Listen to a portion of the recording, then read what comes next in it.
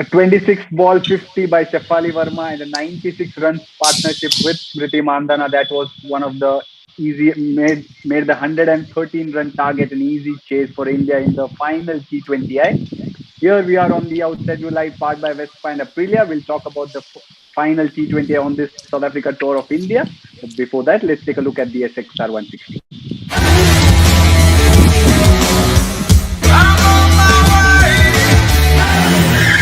You're late. Don't just live life, maxify it.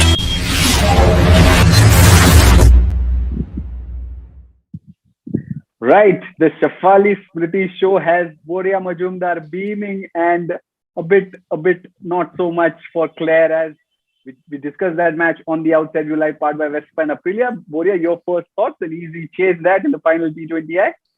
I will hit you if you ever not wear this bandana. You understand? This has become women's creek zone branded. So tell Yash Lahoti to give you every color. You will wear this on every show.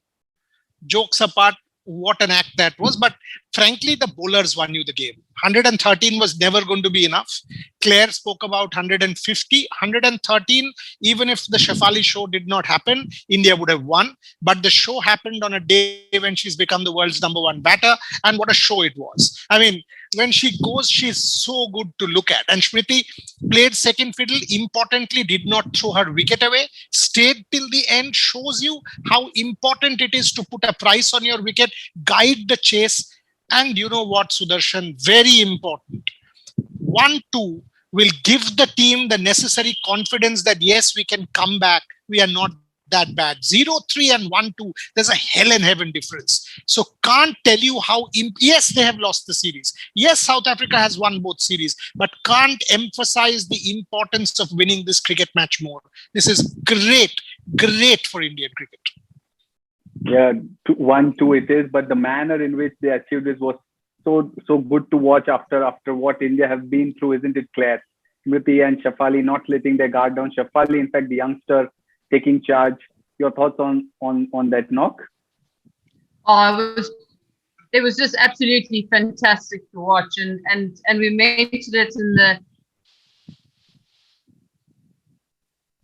a special talent, almost sort of one in a generation. I want to say already at the age of 17, you can see she's got an incredible future ahead of her. And again, I'll repeat. So now it comes down to player management, helping her, letting her grow, giving the support that she needs, and really sort of helping her reach the heights that she can reach, because she really is an incredible talent. What I really loved about that innings and the partnership between Smriti and Shafali was what we spoke about pre-match. And it really summed up exactly what we spoke about. Yes, you can have that power hitting and it works. But yes, you can have the timing, you can have the finesse, you can have the shots in the book, you can have the patience at your disposal, and then you can score just as many runs. And for me, that's what I really enjoyed out of the partnership, because it was almost like watching a show or an orchestra performed. Everyone had their own individual pieces that they had to do, and very different approaches. But both of them just as successful and just as brilliant to watch.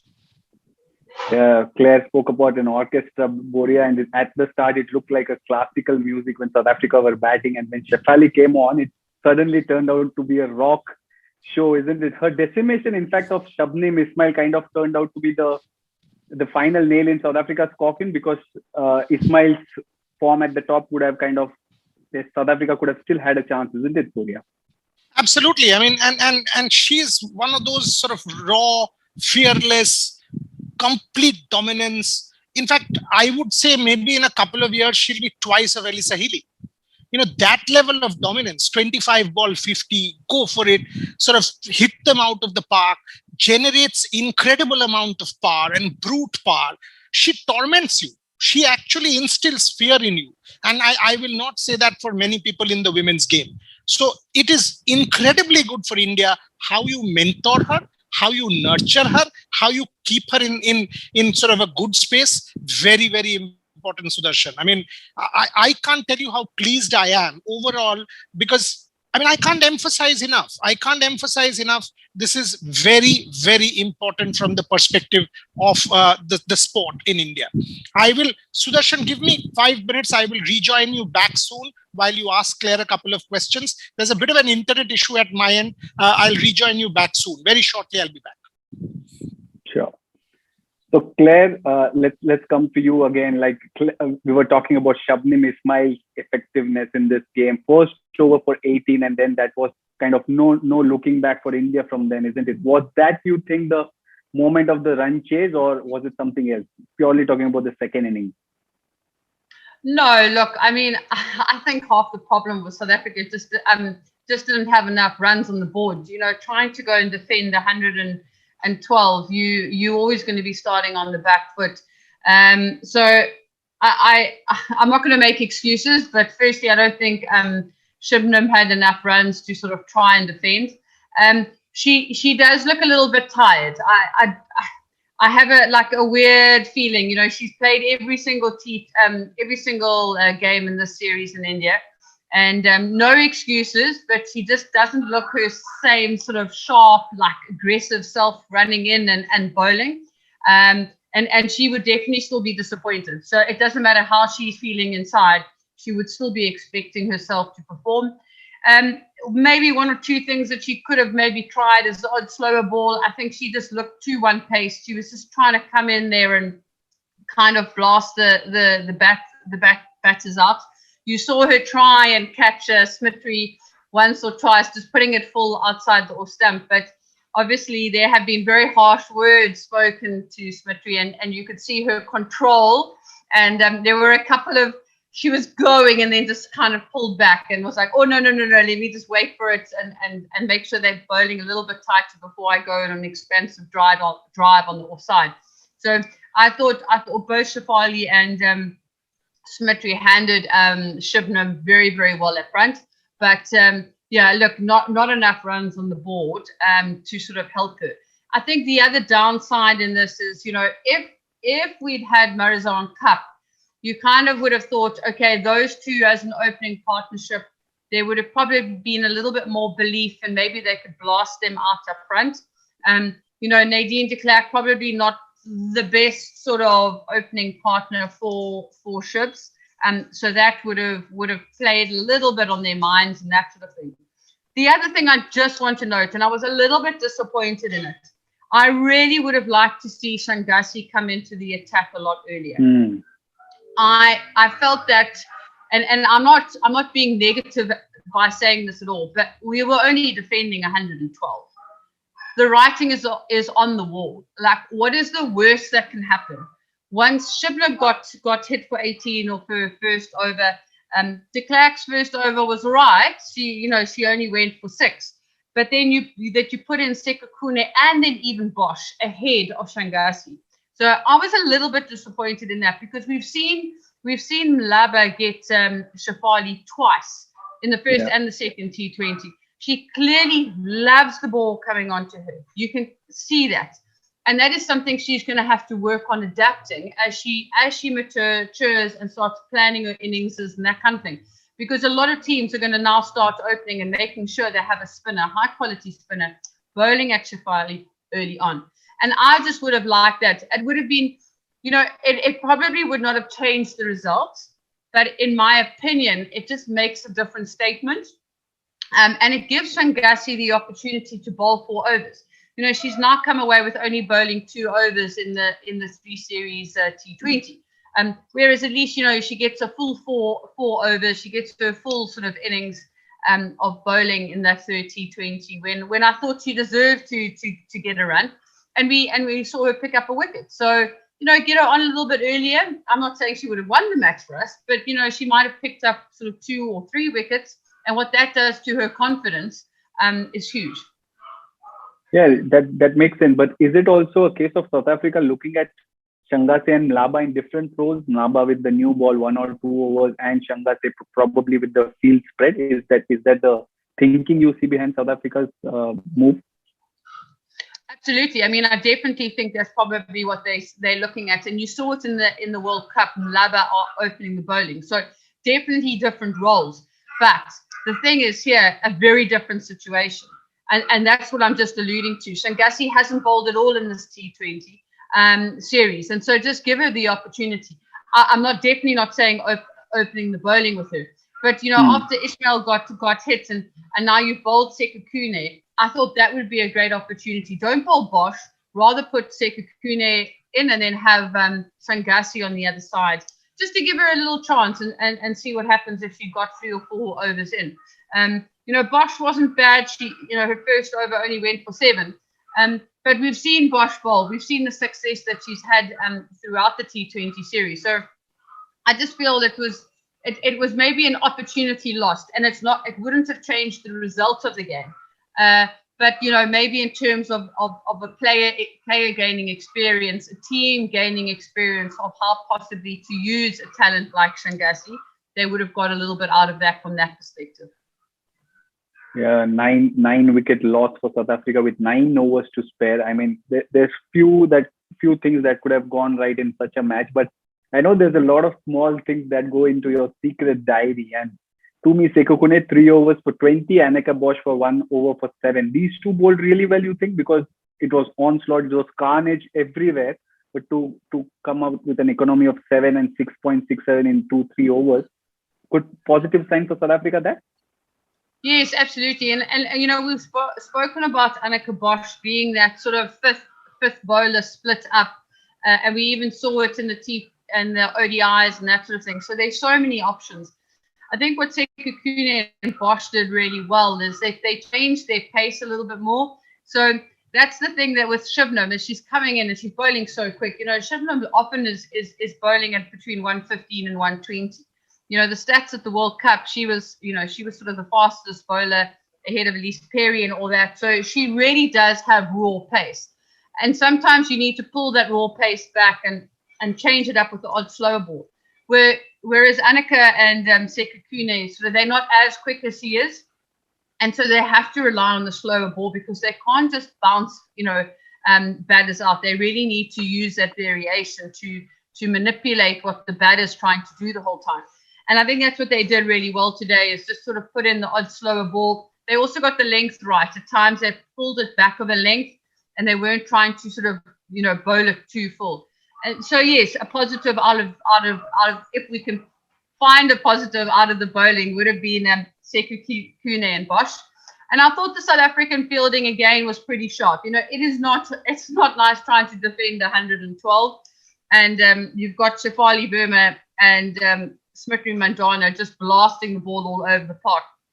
But that one opportunity on the boundary where Anneka Bosch sort of face planted herself into the boundary rope, that was great.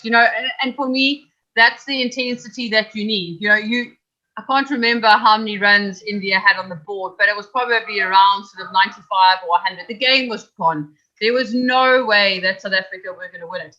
But that kind of a commitment, that intensity, that process all the way to the last ball, to the last run is really, really important, because you're just repeating what you need to be doing. Doesn't matter where you are in a match situation. So there were a couple of, the fielding also came out for me as a positive from the South African perspective. Face planted. That's a word that's going to stay with me. That was precisely how Bosch did that thing. But now here's me asking you yet again the question I asked you in the mid-match. Was this track something where you couldn't bat well, or was it the case of India really being good on the day? Oh no, India were just brilliant. They weren't good. They were absolutely fantastic on the day. I think they summed up the conditions.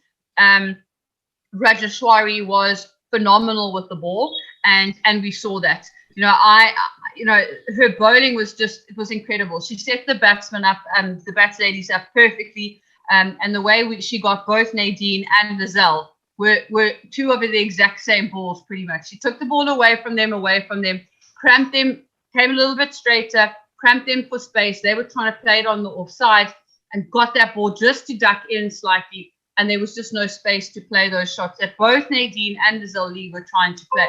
It was almost sort of copy paste deliveries and copy paste shots. And for me, if you have to say who really sort of set this up for for India, it definitely was Rajeshwari. We'll always go the batters always get they're always the heroes in these situations. And yes, Shafali Verma's innings was just fantastic. But the bowlers for India today won them that match. Because if South Africa had managed to get to that 150 or 160, I still think India probably would have got it with their mindset today, but it would have been a lot harder. They would have had to take the game a lot deeper, all of that sort of thing. But the Indian bowlers today just were phenomenal, and they really, really did set this up. Yes, indeed. Boria joins us almost at the right time because we are entering the tug of war section. But before that, I want to ask Boria, your thoughts on the first innings, because you weren't there in the mid-show. What did you make of India's bowling and fielding that we've talked at length during the series? So where is the lockdown impact?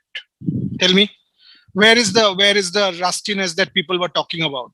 Where is we were being critical and we were being told that, why are you guys constantly saying this? This team was not able to practice. So overnight, everything has changed, is it? Overnight, the bowlers had gotten better. Overnight, the fielding has become top notch. Overnight, the intensity is back. Is everything overnight better, is it? The problem is we have to be constructively critical. India today was top notch. And when they were top notch, you have seen the top notch result.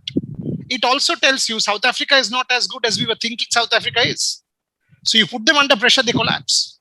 Unfortunately, we were not able to put them under pressure. Now think about if we were half good as this in the last game, would you have won this series or not? You would have won this series. And if you had won this series, what would it be like? So that is why it is not lockdown.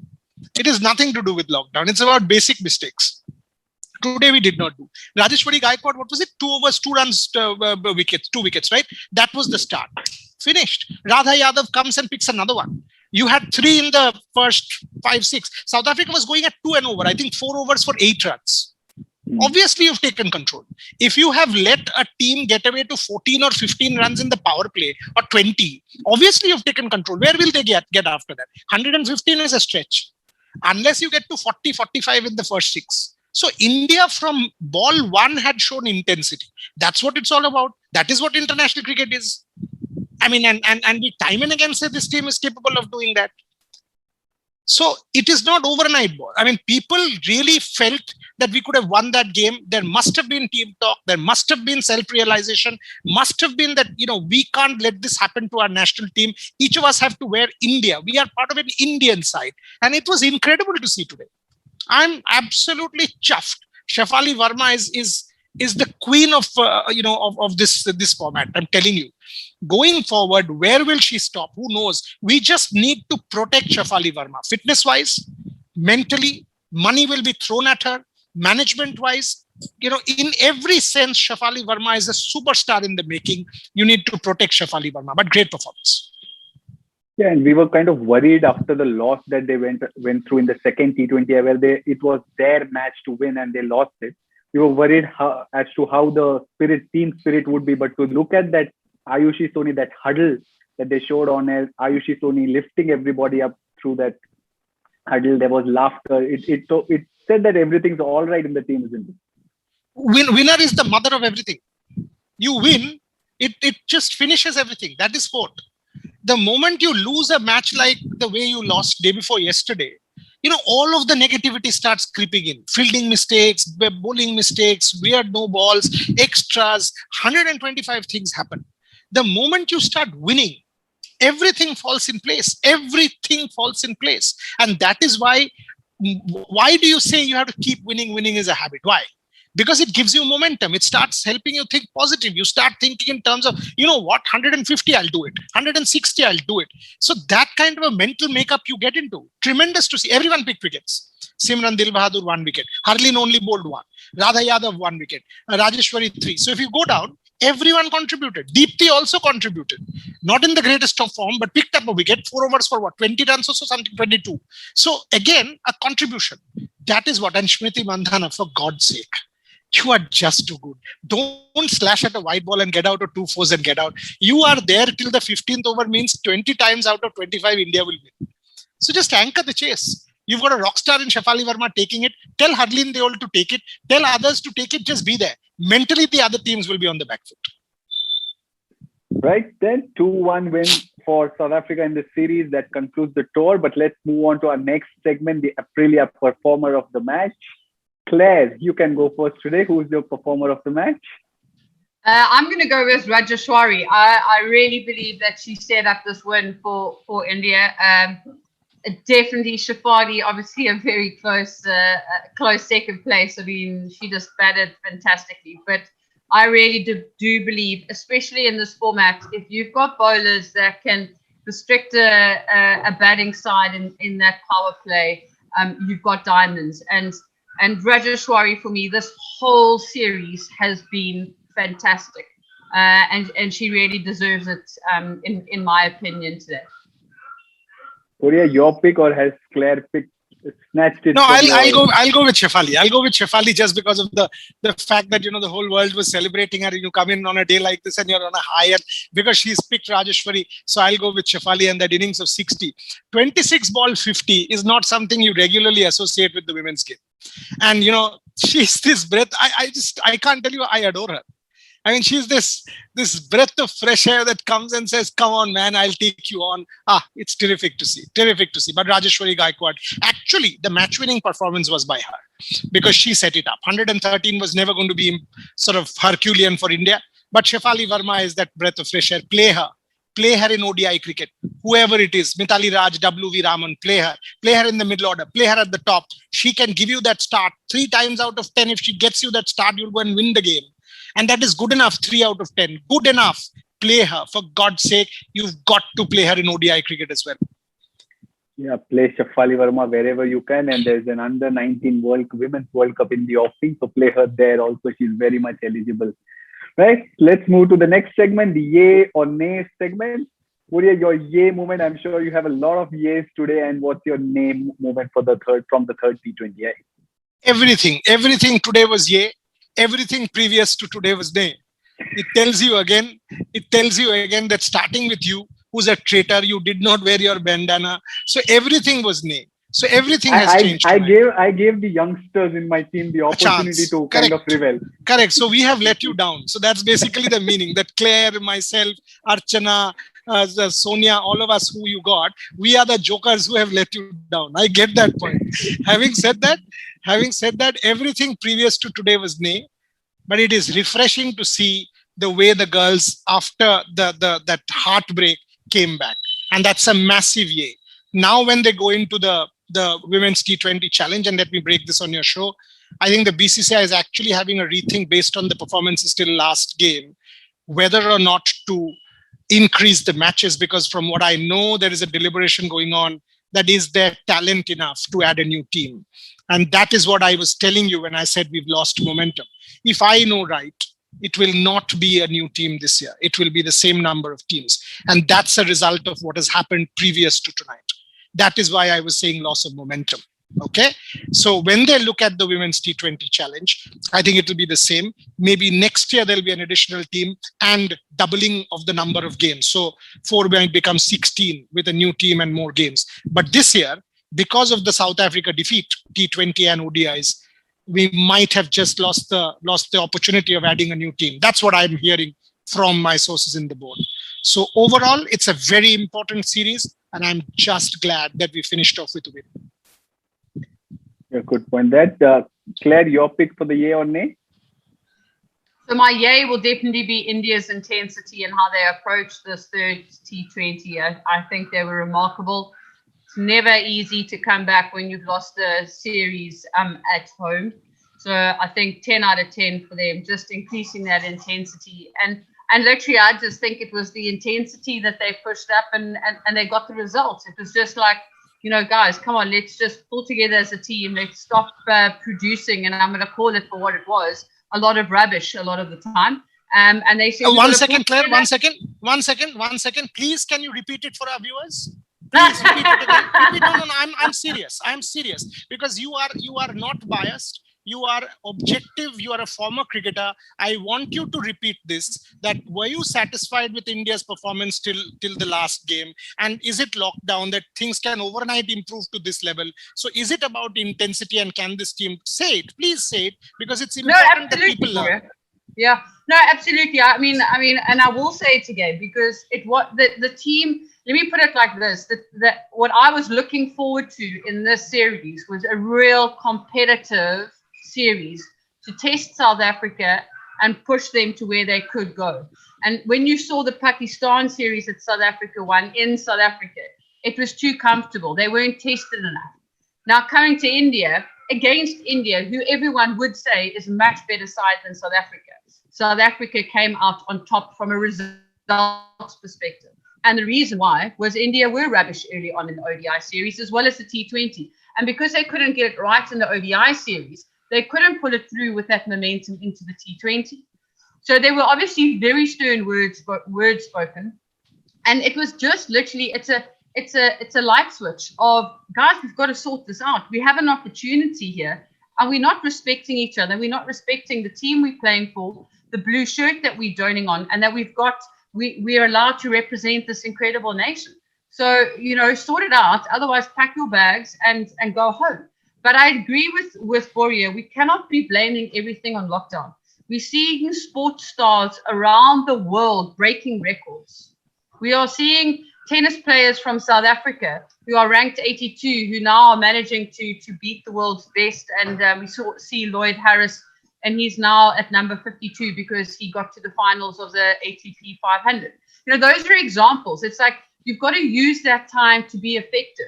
You shouldn't be using that time to put on weight and become slow. You should be using that time to, what can I work on? What skills can I work on? Can I make things sharper? Or are there eye drills that I can work on? There are always things that you can improve on when you have more time at your disposal. And so I agree with Boria. You cannot always blame lockdown for these things. And so now we've got a bit distracted, but I remember the original question. It was, what was the yay and nay moment? And so let me repeat. The yay moment is the intensity that India have brought to the third T20 and have resulted in a win. The nay moment would be, where have they been this entire series? And I just think that, and I'm not saying this to boost South Africa, but South Africa probably deserved to be pushed harder. And I agree with Boria. When they get pushed, they don't look as good as they should be. And that's why I like when today happens, because we need to be giving the youngsters these hard opportunities. They need to be learning the hard lessons of cricket. And that's what we saw happen today. And we need to, as South African cricket, we've got to keep following this and take the girls to England and take the girls to Australia. And you know what? If it's tough and it will be hard, that's good. Those are lessons to be learned. But India made South Africa look good. I think South Africa did do a lot of things really well. And I don't want to take the ODI series win away from them and the T20 series win away from them, because they had to play very well to get there. I just think India should have played a lot better. Indeed, India should have played a lot better, because the numbers tell. So 8 matches in the series, just 2 wins for India at home. That's an important consideration. At home, South Africa winning 6 of them. Right then, the South Africa tour of India comes to an end. What next for both these teams? India, of course, will head towards the Women's T20 Challenge as it stands now, and then to England for their tour, where the test match will also be played.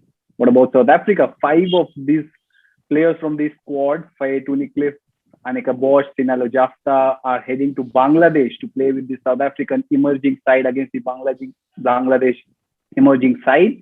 So that's more cricket for 5 of these players. And there's a back home at Dane van Niekerk, the original captain, missing all this action, fearing of missing out all those thoughts. So lots to look forward to. And from the world of women's cricket, there's New Zealand versus Australia beginning this Sunday. So lots to look forward to. Thank you, Boria, for your company. Thank you, Claire, for your company through this tour. But we'll review the entire T20I series tomorrow. But thank you for tonight. Thanks for joining us on the Outside View Live, powered by Vespa and Aprilia. For those of you at home, stay safe, wear those masks, take care. Thank you, guys. You're late. Don't just live life, maxify it.